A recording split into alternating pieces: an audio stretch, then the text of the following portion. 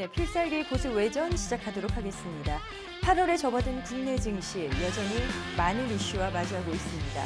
한미 관세 협상과 관련해서는 불확실성이 줄었지만 여전히 업종별로 놓고 본다면 개별적인 이슈가 남아있는 상태고요. 또 정부의 세제 개편안에 대한 실망감도 시장에 좀 영향을 주고 있는 상황입니다. 자, 8월 시장 어떤 변화의 조짐을 보이게 될까요? 또 그 가운데 주목할 만한 보석 같은 업종과 종목 어디에서 찾아봐야 할지 오늘 두 분과 함께 하시길 바랍니다. 김진 전문가, 김영구 전문가 인사드려보겠습니다. 안녕하십니까? 안녕하십니까.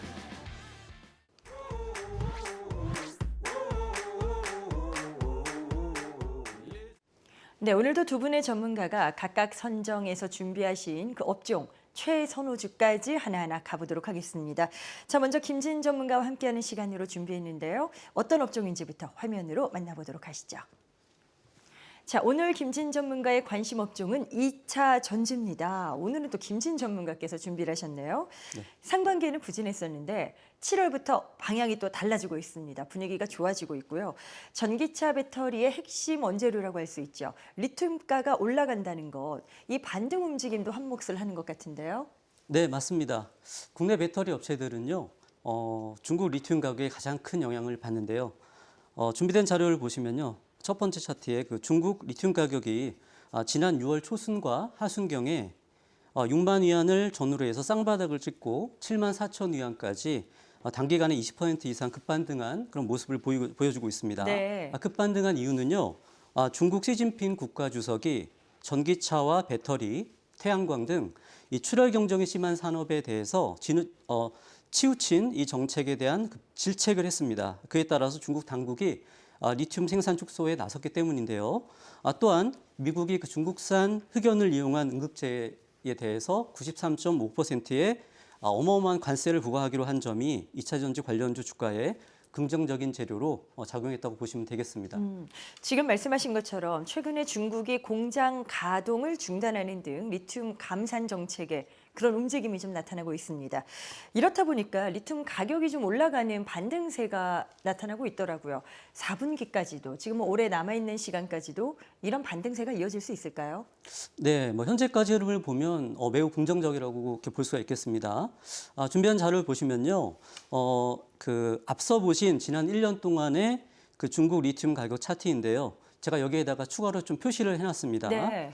보시면 그 A, B 지점 여기가 작년 9월과 10월인데요. 이때 만들어졌던 전저점 쌍바닥 그리고 CG점인데요. 이 부분은 이제 4월 달인데요. 살짝 반등하려다가 실패한 지점입니다. 이 지점까지 이어지는 이 가격 라인이 약 7만 1,000 위안 정도 되는데요. 이 가격 라인이 매우 중요합니다.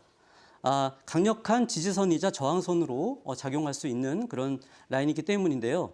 이 라인을 저 얼마 전에 지지난주 금요일이죠. 강하게 돌파를 했습니다. 그리고 나서 거의 7만 4천 위안까지 추가 상승을 했다가 현재 좀 눌림을 주면서 즉 저항을 돌파한 다음에 눌림 지지력 테스트를 진행 중에 있다고 보시면 되겠습니다. 네. 따라서 기술적으로 지지되고 상승할 가능성이 매우 높은 그러한 이치에 와 있는 거라고 보여집니다. 다음 차트를 추가로 보시면요. 지난 5년 동안의 그 리튬 가격 차트입니다.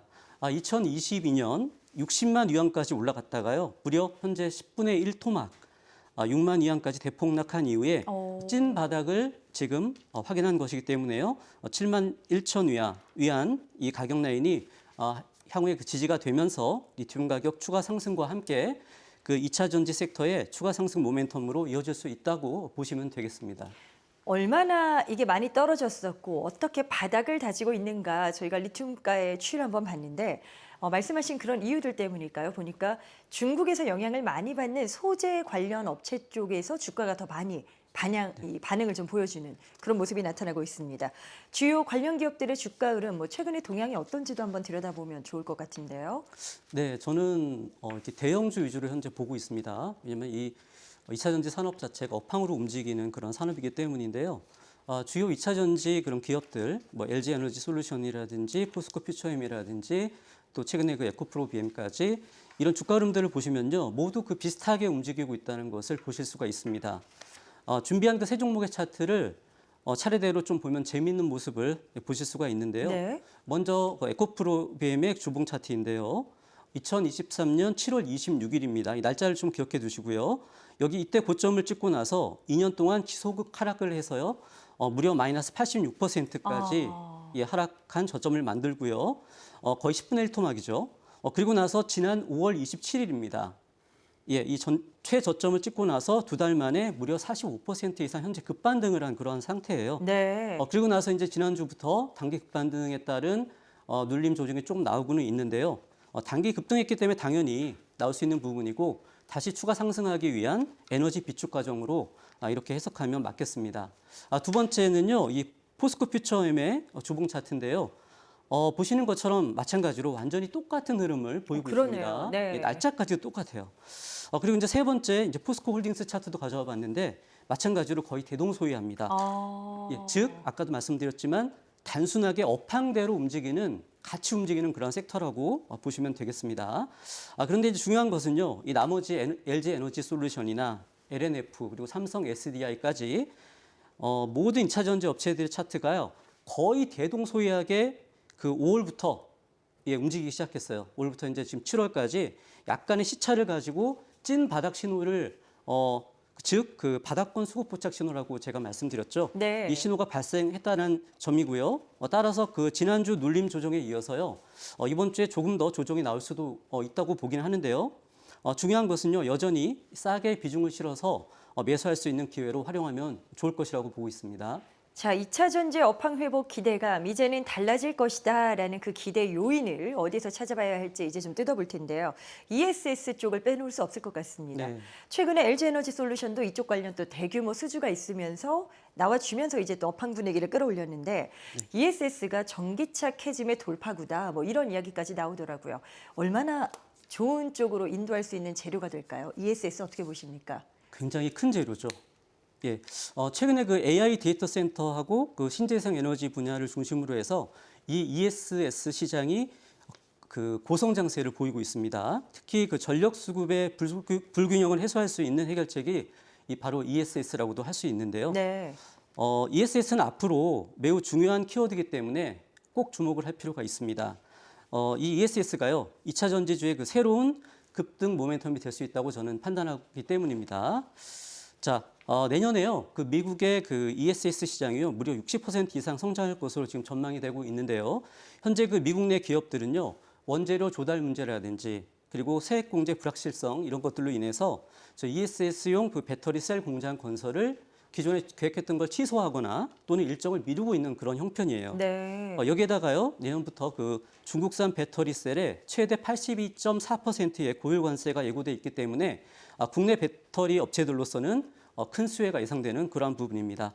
특히 그 현재 그 캐즘 구간에 빠져 있는 배터리 업계로서는요, 현 시점에서 ESS 시장을 새로운 그 돌파구로 삼아야 할 것은 물론이고요, 나아가서 ESS 시장에서의 그 성패 여부가 결국 그 2차 전지 그 주들의 그 제도약을 결정짓는 핵심 키가 될 것으로 이렇게 보고 있습니다. 상당히 중요한 변수가 될 것 같은 ESS 쪽 동향도 한번 들여다봤습니다.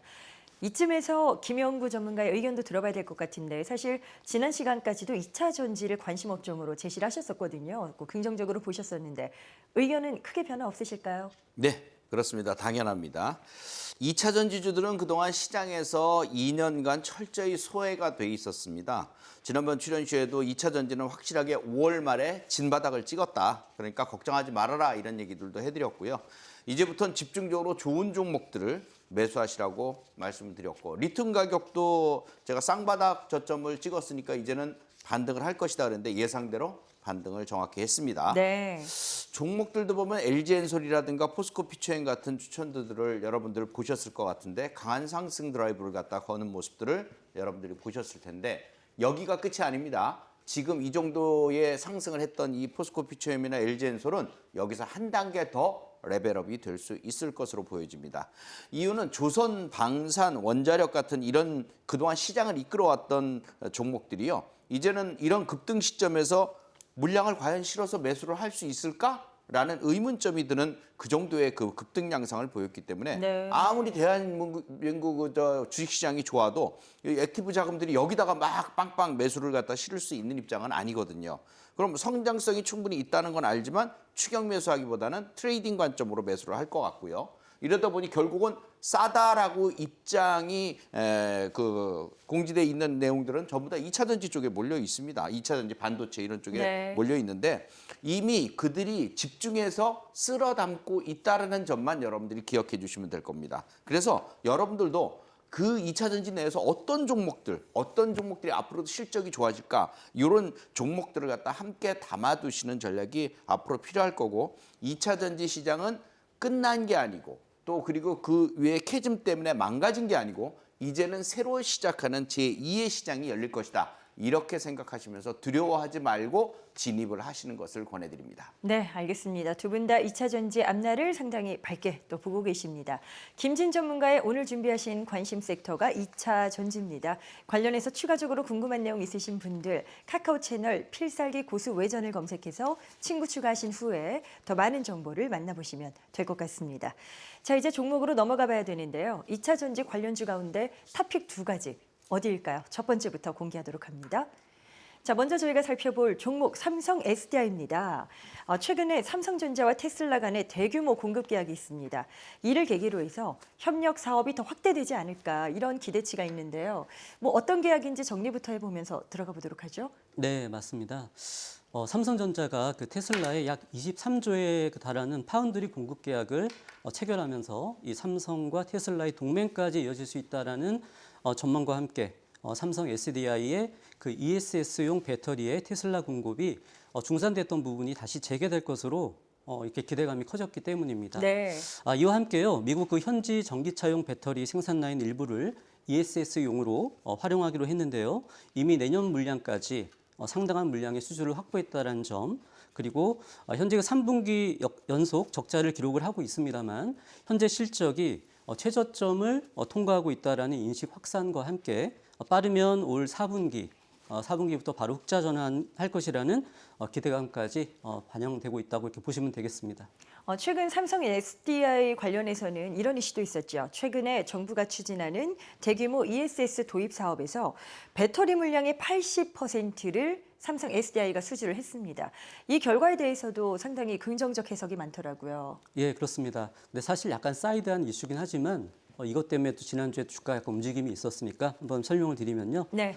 지난달 말에 공개가 됐는데요. 2025년 제1차 ESS 중앙계약시장 경쟁 입찰에서 전체 8개 사업 중에서 무려 6곳에서 삼성 SDI의 그 배터리가 선정되는 성과를 내면서요. 말 그대로 또 대반전의 결과를 보여줬습니다. 입찰 막바지까지는요. 이 LG 에너지 솔루션이 우세가 예상이 됐었는데 입찰 마감 직전에 이 삼성 SDI가 가격을 대폭 낮추면서 결정적인 승리 요인을 가져왔다고 볼 수 있습니다. 네네. 이 또한 아까 말씀드린 것처럼 기술적인 그런 부분이긴 합니다만 단기적인 주가 상승의 또 다른 요인이었다고 이렇게 볼 수 있겠습니다. 자, 탑픽 중에 첫 번째로 삼성 SDI를 준비하셨는데 이제 걱정되는 건 실적 부분을 많이들 떠올리실 겁니다. 1분기에 대규모 적자였고요. 2분기 역시 실적으로는 좋은 뉴스가 나오지 못한 그런 상태입니다. 자, 어떨까요? 증권가에서도 하루아침에 달라질 수 있겠는가라는 의구심을 내놓고 있는데 삼성 SDI의 실적 미래는 어떨 거라고 예측하시는지요? 말씀해 주신 것처럼 사실 이 부분이 삼성 SDI 주가가요. 지금 앞서 말씀드렸던 그 대형 배터리 업체들 중에서 가장 뒤늦게 반등을 시작을 했고 또한 아직까지도 가장 작은 상승률을 기록하고 있는 그러한 이유가 되겠습니다. 하지만 이렇게 뒤집어서 생각을 해보면요. 그만큼 아직까지 바닥에서 덜 올랐기 때문에 더 싼 가격에 매수할 수 있다라는 그 긍정적인 측면으로 보시면 좋을 것 같고요. 네네. 3분기까지 실적 부진은 이어질 것으로 보입니다만 북미 ESS 라인이 본격 가동이 되는 4분기부터는요. 실적 개선이 시작될 것으로 보고 있습니다. 그 이유는요. 첫 번째 그 AMPC 즉 그 첨단 제조 생산세 공제의 증가 그 부분, 그리고 두 번째는 유럽 지역의 그 전기차 보조금이 재개됨으로써 그에 따른 수요 회복을 들 수가 있겠습니다.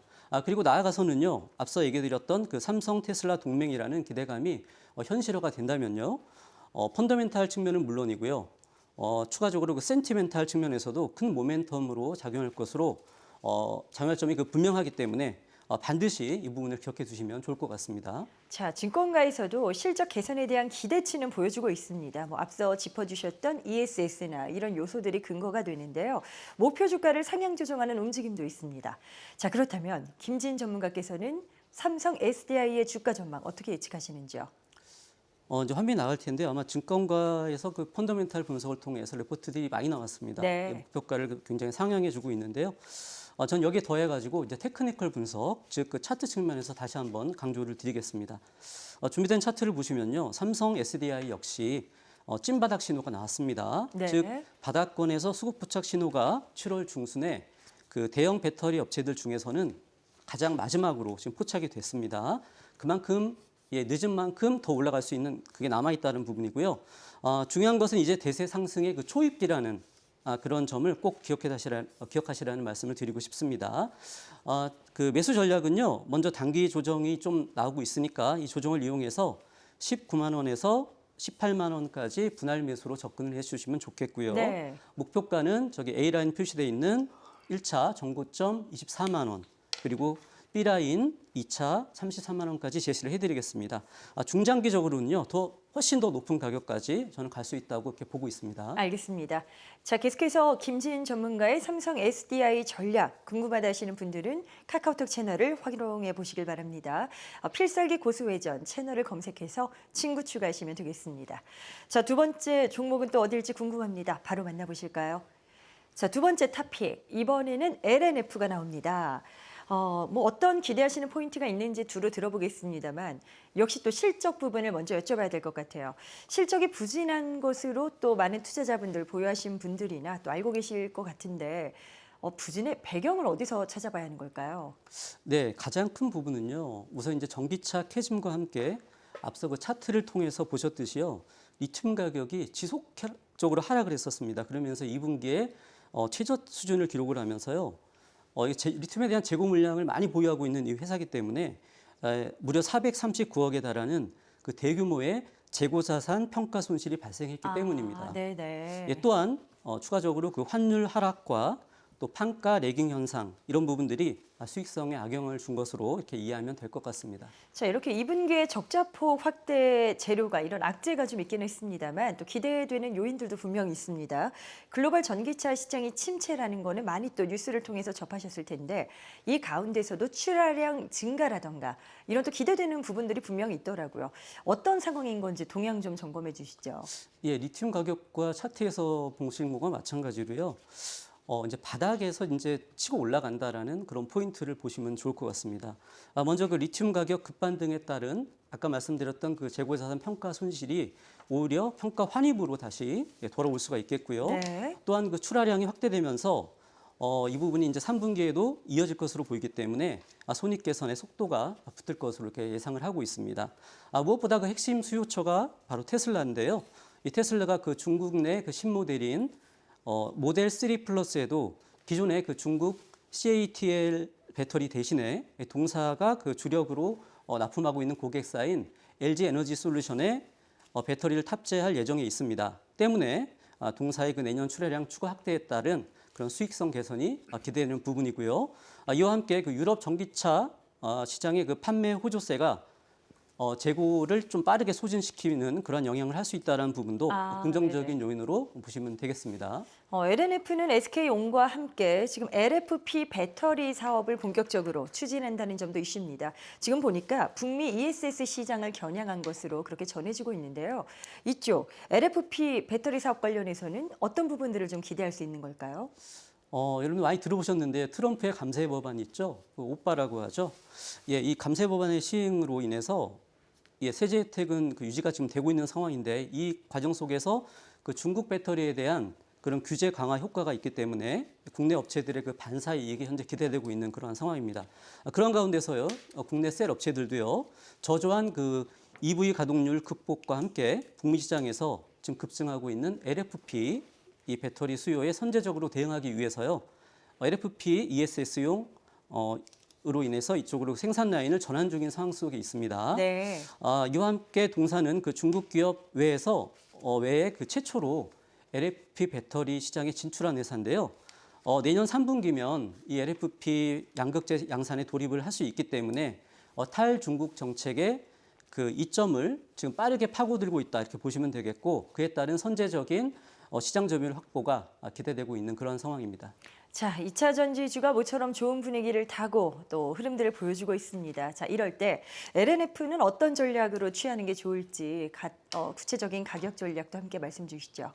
예, 사실 아직은 안 좋은 상황은 맞습니다. 특히 이제 2분기에 리튬 가격 급락이라든지 판가 하락의 이 영향으로 인해서 시장 컨센서스를 크게 밑도는 그 영업 적자가 2분기에 또 확대가 되면서 어닝 쇼크를 보여줬어요. 그럼에도 불구하고요, 이 리튬 가격이 지금 급반등에 따른 판가 상승과 반대로 또 출하량이 증가하고 있다는 점, 그리고 앞서 말씀드렸던 그 탈중국화 이런 부분들의 수혜 등으로 인해서 빠르면 3분기 그리고 늦어도 4분기에 흑자 전환이 될 것으로 이렇게 예상이 되고 있습니다. 따라서 지금이 아마 최적의 투자 타이밍이 아닐까 이렇게 판단을 하고 있습니다. 네. 예, 차트를 또 보시면요, LNF 역시 이 찐바닥 신호가 지금 나왔어요. 예, 즉 그 바닥권 수급 부착 신호가 5월달에 나왔는데요. 이 삼성 SDI처럼 최근에 후발로 포착됐고 또 마찬가지로 이제 긴 하락을 마감하고 대세 상승을 시작하는 초입이라는 점을 꼭 기억해 주시면 좋겠습니다. 매수는 그 역시나 그 단기 조정을 이용해서 65,000원에서 6만 원 선까지 차분하게 분할 매수로 접근해 주시면 되겠고요. 목표가는 그 A라인에 걸쳐 있는 그 1차 그 8만 원 그리고 2차는 그 B라인 정도 9만 원까지 제시를 해드리겠습니다. 네. 마찬가지로 중장기적으로는요, 삼성 SDI와 마찬가지로 훨씬 더 높은 가격으로 갈 수 있다고 이렇게 보고 있습니다. 네, 알겠습니다. 자, 2차 전지 종목까지 구체적으로 살펴봤습니다. 계속해서 김진 전문가와 함께하고 싶다 하시는 분들 카카오 채널 필살기 고수 외전을 검색해서 친구 추가하시면 되겠습니다. 자, 이번에는 김영구 전문가가 준비하신 그 업종에 대한 분석과 관심주를 들어볼 텐데요. 자, 업종부터 보겠습니다. 화면으로 만나보시죠. 자, 오늘은 반도체를 준비하셨네요. 네. 뭐 한미 관세 협상을 빼놓을 수가 없겠습니다. 협상은 극적으로 타결이 되면서 수출 시장의 먹구름은 일정 부분 거쳤는데 문제는 또 반도체 같은 경우는 품목 관세가 어떻게 되는지를 봐야 된다. 이런 이야기가 또 있습니다. 어떻게 보시는지요? 예, 일단 걱정은 접어두자. 예. 아, 네네. 우선 상호관세는 15% 정도로 조율 확정이 되었고요. 이번 한미 대통령 미팅만 남은 상태죠. 이후 발표될 반도체, 의약품 등의 품목별 관세는 최혜국 대우를 갖다 받기로 했다는 내용이 나왔어요. 따라서 반도체 쪽에 대한 품목별 관세는 스트레스 받을 정도의 그 내용은 없을 것이라고 예상을 하고 있어요.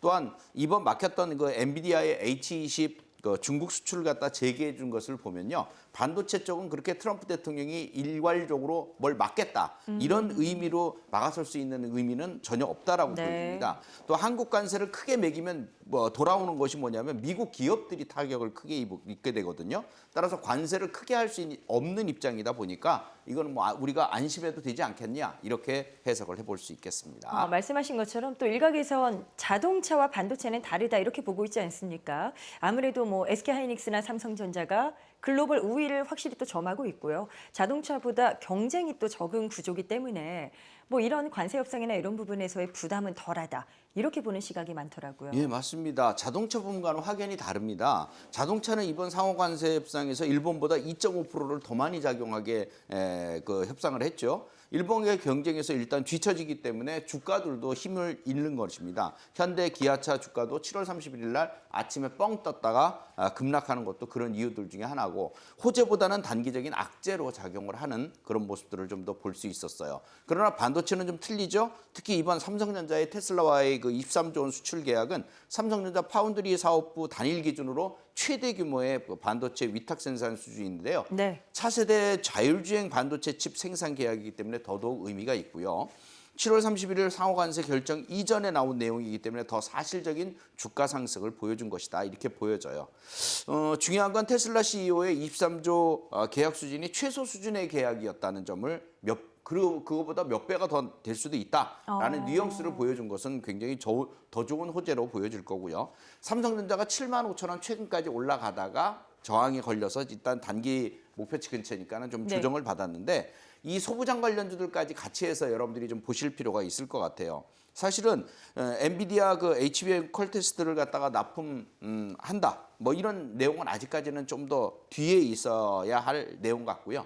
이번 대박 호재로 인해서 뭔가 기대감이 생기는 그 부분들이 있거든요. 그럼 제일 먼저 움직이는 것들이 장비 부품주들인데요. 그들 중에서 두산 테스나나 AD 테크놀로지 이런 종목들이 한 30%씩 급등을 하면서 가장 두각을 나타냈기 때문에 잘 보셔야 될 거고 원익 IPS라든가 이런 삼성전자의 밸류체인 관련주들 이런 것들도 같이 함께 보셔야 될 것 같습니다. 자, 반도체 관련해서 외국인들의 수급은 어떨까? 이 부분도 짚어보면 좋을 것 같은데 사실 7월 한 달간 거의 뭐 반도체 올인이다 할 정도로 외국인들이 반도체를 적극적으로 주워 담았습니다. 자, 그런데 뭐 최근에는 정부 세제 개편안에 대한 실망 매물도 좀 엿보이기도 하고요. 8월에는 어떤 포지션을 보여줄까요? 네, 8월에는 아직은 좀 이르기 때문에 제가 볼 때는 달리는 말만 달리는 그런 현상이 좀 네네. 일어날 것 같습니다. 즉 7월 31일 날 수급을 보면 확인이 될 텐데요. 외국인들은 골드만삭스의 악재성 리포트를 때문에 많이 하락한 SK 하이닉스를 줍줍한 반면에 엄청난 매수세와 함께 단기 급등한 삼성전자는 일부 차익 매도를 했다는 점. 네. 그러면 이거는 서로 엇갈리는 엇박자의 내용을 갖다가 보여준 건데요. 과연 삼성전자를 지속적으로 매수할 것인가라는 것이 관건인데 매수할 것으로 보여집니다. 네네. 테슬라 재료로 7월 말까지 달리게 한 원동력이 됐던 그런 내용들도 있고요. 8월에는 반도체주들을 달리게 할 거다라는 그 예측은 생각은 조금 해봐야 되겠는데요. 반도체주들은 우량주를 제외하고는 대부분 대시세를 보여준 뒤에 충분한 휴식을 취하지 못했어요. 따라서 좀 더 긴 호흡으로 바라봐야 될 것 같고요. 그러다 보면 조정 기간이 좀 더 길어진다는 얘기가 되겠죠. 네네. 그러니까 다 좋은 게 아니고 수급이 좀 들어오면서 활성화될 수 있는 종목들만 보라는 건데, 즉 되는 종목 안 되는 종목 구분을 내서 보라는 거죠. 일단은 시간적인 소모가 좀 들어갈 것은 한미반도체 같은 경우가 아주 좋아 보이기는 하지만 시간적인 소모가 들어가요. 왜냐하면 바닥권 11,000원부터 196,000원까지 한 20배가 올랐거든요. 그러면 쉬는 시간도 좀 길어져야 되는데 아직은 그 시기가 좀 짧다라는 그런 개념이고, 따라서 조금 더 쉬다가 다시 올라갈 것 같으니까 좀 시간이 필요할 것 같고요. 그 외에 삼성전자가 이번 재료를 받고 움직인 종목들, 조금 전에 얘기했던 두산 테스나나 AD 테크놀로지 이런 종목들이 삼성전자하고 같이 움직일 수 있는 가능성이 높으니까 꼭 보셔야 되는 종목들 중에 하나입니다. 이렇게 말씀드립니다. 네. 자, 오늘 김영구 전문가는 반도체를 관심 섹터로 언급을 하십니다. 자, 김지인 전문가는 어떠세요? 반도체에 대한 의견 같이 또 맥락으로 긍정적으로 보시는 걸까요? 예, 저 부분은 좀 같이 긍정적인 부분으로 보는데요.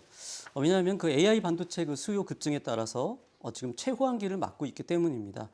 국내 반도체 기업들은요, 이 AI 반도체에 들어가는 HBM, 즉 고대역폭 메모리의 경쟁력에 따라서 지금 희비가 엇갈리고 있다 이렇게 보시면 되겠습니다.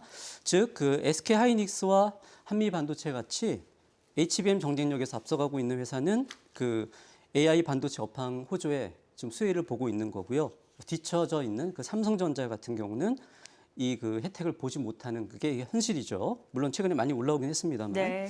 예, 하지만 만년 2위였던 그 SK 하이닉스가 삼성전자 역전하는 지금 상황이 연출된 상황에서요. 당분간 이러한 상황은 지속될 것으로 이렇게 보고 있습니다.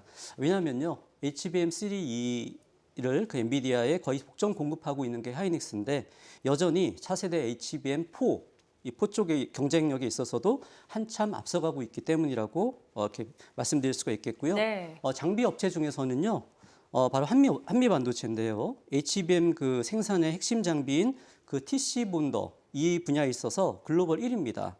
그리고 이미 그 HBM4용 TC 본더 공급까지 시작을 했기 때문에 이 한미 반도체 제도약이 이미 시작되었다고 저는 보고 있고요. 기술적으로도요, 4월 말에 제가 찐바닥 신호를 확인한 바가 있습니다. 이미 다들 여러분들 그 카카오 채널 필살기 고수 외전을 그 친구 추가하셔가지고 아시겠습니다만, 그래서 그 지난 방송에서 제가 히든 종목으로 한미 반도체를 제시해 드린 것입니다. 네, 김지인 전문가께서도 반도체에 대한 미래를 또 긍정적으로 예측을 하십니다. 자, 김영구 대표의 관심 섹터 반도체주, 여기에 대한 자세한 전략 궁금하신 분들은 필살기 고수 외전 카카오 채널을 검색해서 친구 추가하시면 더 많은 정보 확인이 가능하다는 점 말씀드리겠습니다. 자, 이번에는 종목으로 넘어가 볼 텐데요.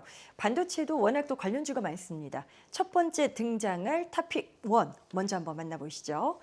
자, 저희는 SK 하이닉스를 보도록 하겠습니다. 실적을 빼놓을 수가 없어요, 전문가님. 네, 맞습니다. 2분기 영업이익이 9조 원을 훌쩍 넘겼는데 네. 이 수치 어떤 의의가 있다고 해석하셨을까요? 네, 이거는 이 반도체 업계를 확 뒤집는 그런 결과가 나온 것이다. 네. 볼수 있는데 2분기 하이닉스의 매출이 22조 원, 영업이익이 9조 원, 사상 최대 분기 실적을 만들어낸 것인데요. 제가 특히나 보는 것은 금액적인 부분이 아니라 영업이익률을 보는 겁니다. 41%라는 상상하기 힘든 반도체 업계에서 41%의 영업이익률 진짜 보기 힘든 그렇죠. 그런 어마어마한 수치거든요. 네네. 대부분 한 10%대 정도 보는데 이런 영향을 만들어낸 것이죠. 그래서 그런 의미 있는 내용을 보여준 거고요. 글로벌 빅테크 기업들의 AI 적극 투자를 하면서 AI용 그 메모리 수요가 꾸준히 늘어났고요.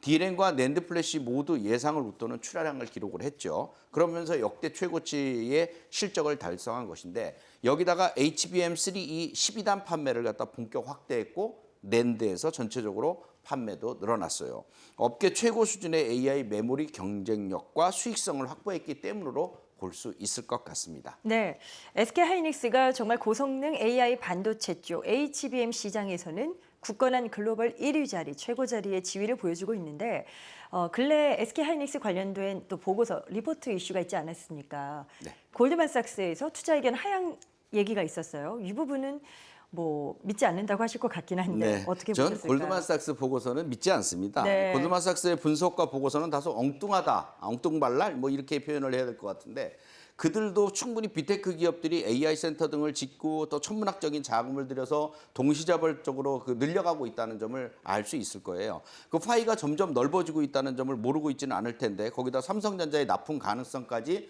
들먹거리면서 쉽게 얘기해서 그 가격 인하라든가 네. 이런 것들을 얘기를 했다는 거죠. 근데 삼성전자의 퀄테스트 내용은 내가 볼 때는 조금 더 뒤에 있을 것 같아요. 엔비디아에 납품을 하게 되기까지는 좀 시간이 좀 소모가 될 것 같고요. 물론 시장 점유율을 갖다 차지하고 있는 이 엔비디아의 내용들을 갖다 좀 더 앞으로 5세대 HBM인 12단을 갖다가 납품을 이번 연도 하반기로 보는 것은 좀 이른 것 같아요. 삼성전자는. 네. 그래서 내가 볼 때는 좀 빠르면은 내년 상반기 정이나 좀 되지 않겠느냐 일단 내년으로. 이렇게 네. 예상을 해보고 있고요.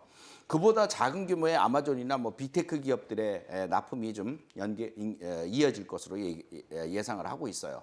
근데 SK 하이닉스는 이미 우위를 점한 상태이고요. 네. 글로벌 상위 기업의 3 납품처는 벌써 점차 확대되고 있는 상황이거든요. 삼성전자가 납품을 시작한다고 해도 가격 다운은 조금 있을 수 있는데 파이가 커지는 상태이기 때문에 AI 센터라든가 이런 쪽들로 산업 수요를 맞추기 위해서는 벅찬 상황입니다. 따라서 매출이 줄어들까 봐 걱정하는 것은 기우라는 거죠. 따라서 SK 하이닉스의 매출과 영업이익 변함없이 지속될 것이다. 이런 내용이고요. 앞으로도 하반기 고객들의 그 신제품 출시도 앞두고 있기 때문에 메모리 수요 성장이 계속적으로 이어질 거예요. 빅테크 기업들의 경쟁도 고성능이나 고용량 메모리 수요를 늘려갈 것으로 예상을 하고 있거든요. 네. 따라서 앞으로 국가가 자체 인프라와 그 데이터 인력 및 비즈니스 네트워크를 활용한 독립적 AI 시스템을 구축하는 소버린 AI 구축이라든가 이런 투자가 장기적으로 메모리 수요 증가의 새로운 성장 동력이 될 것으로 충분히 보여집니다. 또 HBM4 또한 적기에 공급이 가능하도록 준비가 돼 있는 상태니까 네. 전혀 지장 없습니다. SK하이닉스 주가 흐름을 보면 7월에는 사실 조정이 좀 나와서요. 이거를 이런 리포트 등등의 좀 재료들이 이렇게 좀 노이즈가 있었기 때문이라고 봐야 하는 건지 아니면 그간의 상승이 또 있지 않았습니까? 거기에 따른 그냥 일시적인 조정 단계라고 봐야 되는 건지 네. 어떨까요? 단기 급등을 했으니까 당연히 조정은 좀 있겠지만 네네. 우리에게는 오히려 잘된 일이다 이렇게 생각을 합니다. 그래서 노이즈에 따른 화답, 골드만삭스의 노이즈에 따른 화답으로 보여지고요.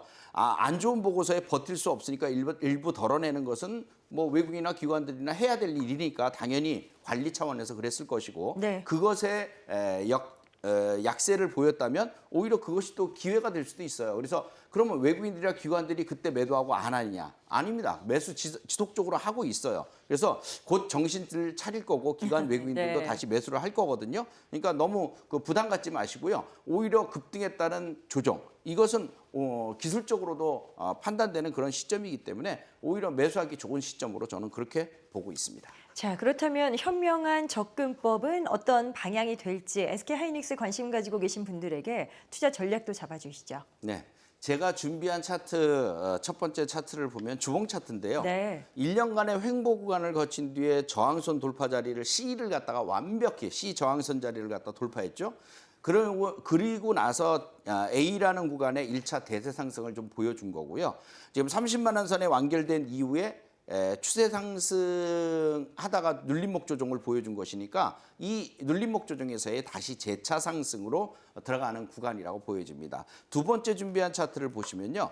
지지선 25만 원 선에 걸려 있는 걸 알 수 있어요. 이 지지선 자체가 일봉 차트인데요. 이 지지선상에서 결국 다시 또 올라가면서 전고점을 돌파할 수 있는 그런 구간들이 될 것으로 보입니다. 즉, 이 차트에서 보면 이 구간이 지금 여러분들이 매수할 수 있는 좋은 구간이다라고 말씀드린 거고, 적정 매수가는 현재가에서 25만 원 선 사이까지 1차 매수 구간, 만약에 그거보다 조금 더 눌린다면 매수할 수 있는 추가 매수할 수 있는 줍줍할 수 있는 기간이 되겠고요. 목표가는 1차 27만 5천 원에서 28만 원, 왜냐하면 2차는 29만 원에서 30만 원, 3차는 32만 원까지도 예상을 해드립니다. 손절가 23만 5천 원 잡아드립니다. 알겠습니다. 자, SK하이닉스 구체적인 가격 밴드까지 설정해봤습니다. 자, 계속해서 김영구 전문가의 반도체 관심주 두 번째 기업도 만나보도록 하시죠. 이번엔 어떤 종목이 또 등장을 할까요? SK스퀘어입니다. SK스퀘어가 사실 본업이 반도체는 아니잖아요. 그런데 SK하이닉스의 최대 주주다 보니까 반도체 투자 전문 지주회사다. 이런 평을 또 받고 있더라고요. 예, 맞습니다. 네. SK스퀘어는 정확히 지주회사고요. M&A 전문 기업으로 또 보시면 되겠어요. 21년 말에 SK텔레콤에서 분사가 됐고요. 물적 분할을 했거든요. 네. 그래서 SK하이닉스의 중간 지주회사로 자리매김을 했는데 제가 볼 때는 이건 신의 한 수였다라고 표현이 돼요. SK하이닉스가 사실 3년 전만 해도 이렇게 커질 거라고 생각 안 했거든요. 근데 그때 바로 지주회사하고 물적 분할을 한 거죠. 그래서 지분표 평가 이익에 따라서 SK하이닉스의 1분기, 2분기 이런 영업이익을 낼 때마다 또 당기 순이익을 낼 때마다 그거에 따른 지주회사로서의 평가 이익이 계속적으로 따라다니니까 이거는 행운을 거머쥔 SK스퀘어다 이렇게 볼 수 있겠어요. 네네. 예. 아니 그래서 그런지 정말 상반기 말 기준으로 봤을 때 연초보다 주가 상승률이 어마어마하더라고요. 132% 이상 올랐는데 이게 SK하이닉스보다 더 오른 거라면서요? 네, 저도 이 내용들이 이재명 정부가 얘기했던 그 내용들 지주사법에 네. 해당되는 내용들까지도 영향을 받았고요. 4월 초부터 제가 그랬거든요. 돈을 쓸 때가 됐다. 그 돈은 어디다 쓰냐? 대한민국 1등주에다 쓰자. 그래갖고서 쓴 데가 SK하이닉스, SK스퀘어입니다. 근데 그리고 나서 급등을 했는데 이 중에 SK스퀘어가 100%가 넘는 급등 양상을 보이기도 했었죠. 네. 실적으로 답을 해주는 그런 회사였으니까요. 그럼 여기서 제일 중요한 게 뭐냐면 SK하이닉스가 25년에 매출이 90조 원 가까이 이를 겁니다. 25년 예상 매출이. 네. 영업이익은 37조가 될 거예요. 그러면 이 지분표 평가 스퀘어가 지금 SK하이닉스의 지분을 가진 게 20.1%인데요. 이것을 지분표 평가이익으로 따지게 되면은 한 5조 원의 영업이익을 주게 되는 거죠. 근데 여러분들 깜짝 놀라신 게 이 SK스퀘어의 매출은 4조 원대밖에 안 됩니다. 근데 영업이익이 5조 원이라고 세상에 이런 회사가 있어요? 라는 그런 개념이 될 거라는 거죠. 네. 그래서 폭죽 터지는 현상이 나올 거니까 지금도 싸다라고 보는 거죠. 또 그리고 하반기에는 T맵 모빌리티라든가 이런 IPO 가능성도 기대가 되기 때문에 여러분들이 눈여겨보시고 이렇게 눌림목 조정 들어올 때 잘 매수해 두시면 좋을 것으로 예상이 됩니다. 네. SK스퀘어가 미국과 일본 소재 반도체 AI 반도체 기업 관련해서도 좀 투자를 진행하고 있는 것으로 알려져 있는데요. 어디에 투자를 하고 있는 건지 또 전략적으로 어떤 목표를 가지고 있는 건지도 궁금합니다. 네. SK스퀘어가 미국과 일본의 AI 반도체 기업 5곳을 인수를 했는데요. 투자를 완료했는데 디메트릭스 미국이죠. 테트라멤 이것도 미국입니다. 나머지는 일본 기업들인데 아이오코, 링커스, 큐룩스 이렇게 해갖고 5개 기업을 인수한 건데 이걸 인수한 거는요. 사실 이거를 지분 투자한 것은요. IPO를 곧 이제 공개를 할 거거든요. 이런 기업들이. 그럼 다음 투자 라운드까지 생각을 하고 있는 거예요. 초기 투자 성과가 가시화되고 있고 SK하이닉스와 시너지 강화를 갖다가 염두에 두고 있는 것이죠. 네. 이 부분이 어디냐면 글로벌 AI 칩, 인프라 이런 영역에서 투자를 준비 중인데요. 차세대 AI 반도체가 계속 나오고 첨단 패키징 기술과 AI 서버 병목 해결을 위한 솔루션 이런 것들에 주로 포커스를 맞춘 것이라고 보시면 되겠어요. 네. 이를 위해서 올해만 1조 3천억 이상의 재원을 확보한다는 그런 내용들까지 담아 있기 때문에 이 부분들은 앞으로 미래 성장 동력으로서 자리를 매김할 것으로 보여집니다. 자, 그럼 SK스퀘어 이런 여러 가지 투자 모멘텀들을 가지고 있습니다. 체크 포인트를 잡아봤는데요. 구체적인 매매 전략은 어떻게 세우는 게 좋다 보세요? 네, 주봉 차트를 이렇게 보시면요, 사실 7만 5천 원 선부터 20만 원까지 단숨에 대세 1차 상승을 했거든요. 완료했는데 여기서 끝나는 차트는 아니에요. 한 달간에 걸쳐서 단기적인 눌림목 조정을 보였는데 이 저점 지지선 A가 오히려 13만 원으로 확인이 되고 있어요. 지지선이 13만 원이니까 그 이상권에서 매수가 돼야 된다는 얘기고요. 네. 그래서 지금이 적기라고 보여지는 거죠. 그래서 적정 매수가는 현재가에서부터 시작해서 13만 5천 원 사이가 1차 매수. 혹시나 13만 원 이하로 내려간다면 이건 줍줍해야 되는 그런 자리가 되는 거죠. 13만 원 사이까지는. 네. 목표가는 1차 15만 원에서 16만 원, 2차는 17만 원, 그다음에 3차는 18만 원까지도 예상을 해볼 수 있겠고요. 손절가는 12만 3천 원 잡아드립니다. 알겠습니다. 이렇게 해서 또 구체적인 가격 밴드 전략에 활용해 보시면 좋을 것 같습니다. 두 전문가와 함께 투자 유망 섹터, 그 업종 내 관심주까지 살펴보셨는데요. 계속해서 김영구 전문가와 함께하고 싶다 하시는 분들 필살기 고수회전 카카오 채널을 검색해서 친구 추가하시면 되겠습니다. 또 SBS 비즈 증권 유튜브 채널이 있습니다. 채널 구독을 하시면 출연 전문가들의 라이브 방송 등 또 다양한 정보 만나보실 수 있겠습니다. 자, 모든 투자의 최종 판단은 투자자 본인에게 그 책임이 있습니다. 항상 자신의 원칙에 맞추어서 성공적인 투자하시길 바랍니다.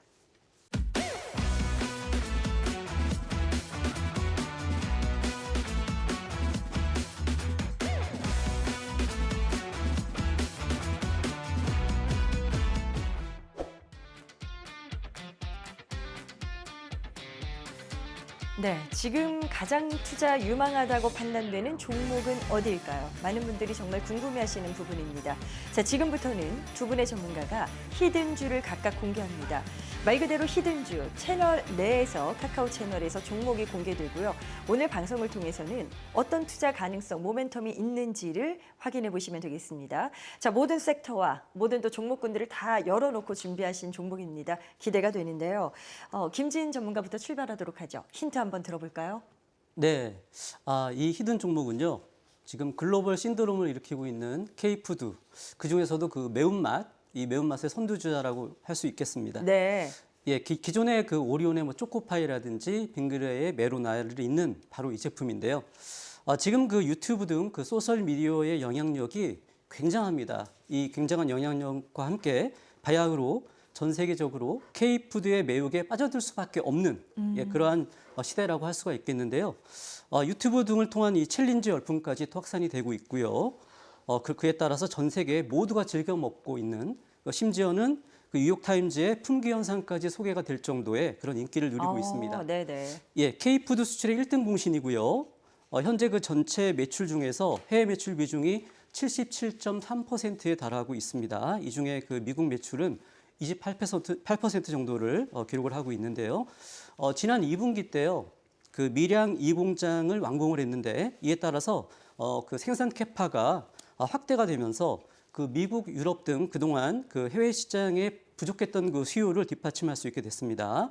따라서 그 약속의 하반기를 기대해도 좋은 회사라고 말씀드릴 수가 있겠습니다. 관세 협상 결과에 따라서 일부 그 가격 인상 결정을 지금 한 상태인데요. 일단 이 단가가 매우 싼 제품이기도 하기 때문에 이 가격에 대한 민감도가 높지가 않습니다. 오히려 낮기 때문에 이 관세 인상 부분을 염려할 필요 없고요. 오히려 이 가격 인상을 통해서 충분히 상세가 가능한 그런 부분으로 보이기 때문에 따라서 그 매출과 이익 측면에서 손해가 아니고 오히려 플러스가 될 것으로 보입니다. 따라서 하반기가 더욱 기대되고 있는 음식료 대한민국 대표할 수 있는 그 황제주라고 칭할 수 있는 그런 네네. 회사라고 하겠습니다. 아니 보니까 한 증권사에서는 목표 주가를 180만 원까지 상향 조정을 했습니다. 구글 트렌드 같은 그런 흐름을 분석해 보니까 해외 시장에서의 그 어떤 우위, 그 어떤 성장할 그런 가능성을 상당히 높게 기대하고 있는 것 같더라고요. 어떨까요? 우상향 추세는 꾸준할 거라고 기대하시는 거겠죠? 예, 맞습니다. 지금 이 제품을 찾는 그 전 세계인들의 수요가 어마어마합니다. 네. 예, 특히 이제 해외 시장 중에서도 미국, 유럽 등 그 서구 시장에서 공급 부족 사태를 일으킬 정도였다고 말씀드렸는데요. 이걸 해소하기 위해서 증설했던 아까 말씀드렸던 그 밀양 제2공장 이 가동이 7월 달부터 시작이 됐습니다. 그에 따라서 이제 수출 증가 흐름이 지속될 것이고요. 내년 초에는요 또 하나의 거대 시장이죠. 이 중국의 현지 공장도 완공이 될 예정으로 있기 때문에 내년 및 그 내후년에도요 캐파 증설에 따른 그 추가적인 수출 확대와 그에 따른 그 탑라인의 고성장세가 지속될 것으로 판단하고 있습니다. 네. 따라서 말씀하신 것처럼 과거 그 오리온의 8배에 달하는 그 밸류에이션 리레이팅의 그 버금가는 또는 그 이상의 그 효과를 볼 수 있는 그 히든 종목의 그 추가적인 리레이팅이 충분히 가능하다 이렇게 보고 있습니다. 주가 접근을 또 자세히 봐주셔야 될 것 같은 게 아직은 좀 그래도 좀 부담스럽지 않나 이렇게 느끼시는 분들도 계실 것 같아서요. 어떤 선이면 접근해도 무방하다 판단하시는지요? 아마도 이 시청자분들께서는요 주가가 올라도 너무 많이 올랐다고 생각하시기 때문에 매수하기 겁나시는 분들도 분명히 계실 수 있습니다. 맞습니다. 네. 그런데요 제가 그 예전 그 필사기 방송에서 그 작년에 추천을 해드렸는데요 그때도 너무 비싸다고 그랬었어요. 그런데 그럼에도 불구하고 그 시점에서도 주가가 추가로 2배나 더 오르는 것을 목격을 했을 겁니다.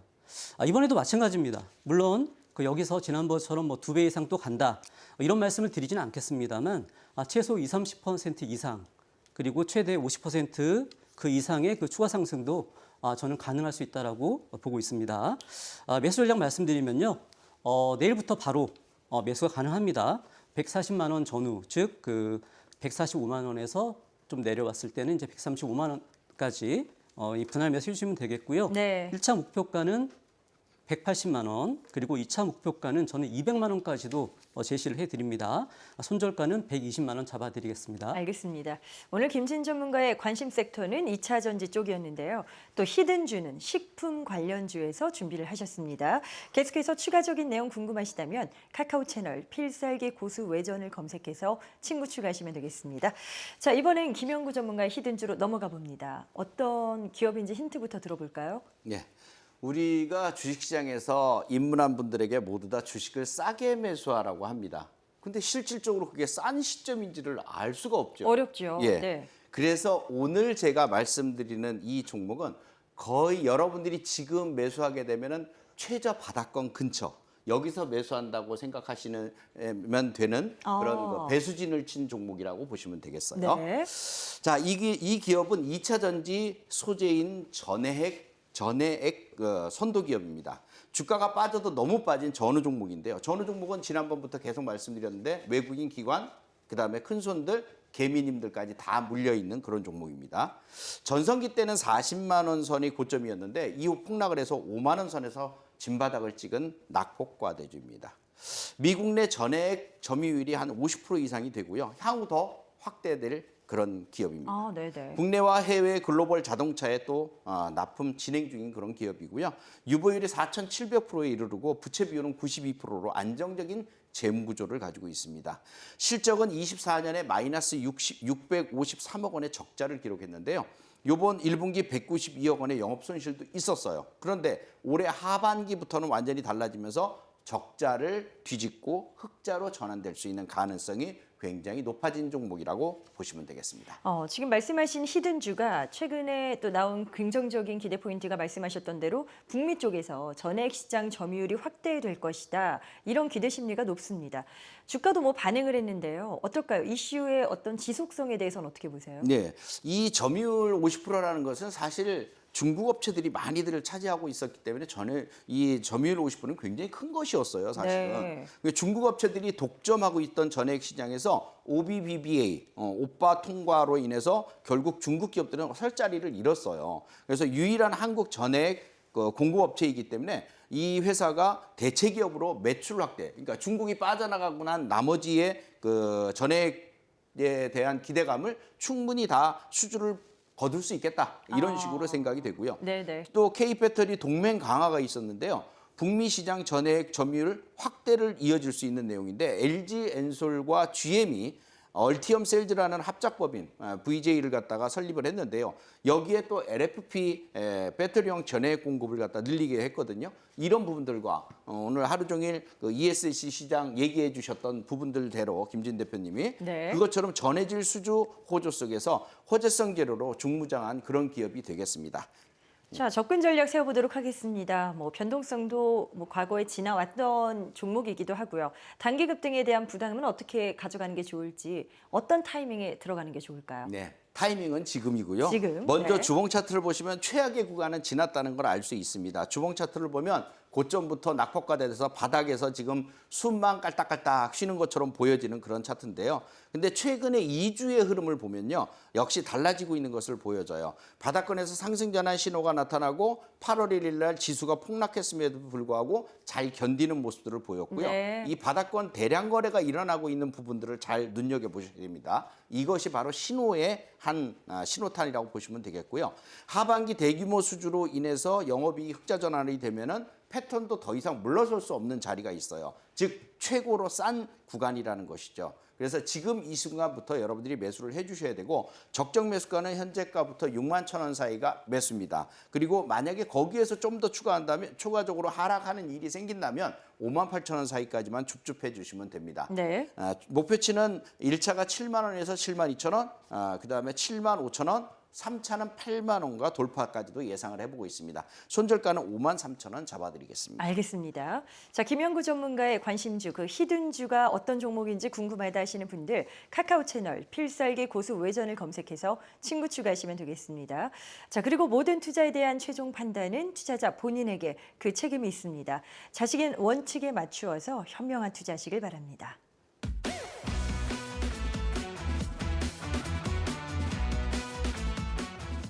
저희가 준비한 내용은 여기까지입니다. 계속해서 더 많은 전문가와 함께하고 싶다 하시는 분들 카카오 채널 필살기 고수 외전을 검색해서 친구 추가하시면 되겠습니다. 그리고 방송이 끝난 후에 SBS 비즈 증권 유튜브 채널에서 김영구 전문가의 라이브 방송이 진행됩니다. 라이브 방송을 통해서도 많은 정보 확인하시길 바라겠고요. 저희는 다음 이 시간에도 알찬 내용으로 돌아오도록 하겠습니다. 시청해주셔서 고맙습니다.